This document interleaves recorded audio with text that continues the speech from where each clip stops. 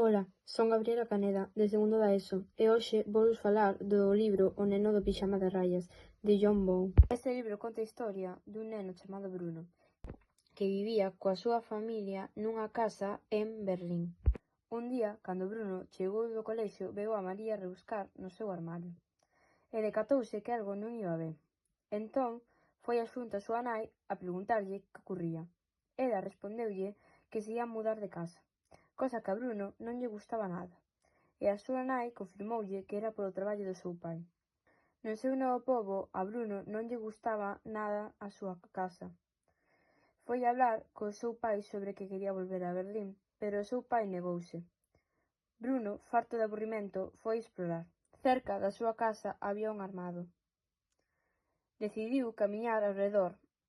Despois dunha longa hora atopou a un rapaz chamado Samuel, que vivía alí e vestía cun pixama a raias. O meu persoaxe favorito é Bruno, xa que preocúpase moito polos seus seres queridos, e a que menos me gustou foi Gretel, a irmá maior de Bruno, xa que creo que é moi querida. Este libro gustoume moito, xa que creo que é un libro con un final moi triste, pero ao mesmo tempo moi realista, e no cal podes aprender moitas cousas que pasaban anteriormente. É un libro moi interesante e recomendo moito lelo, tampouco é moi difícil de ler.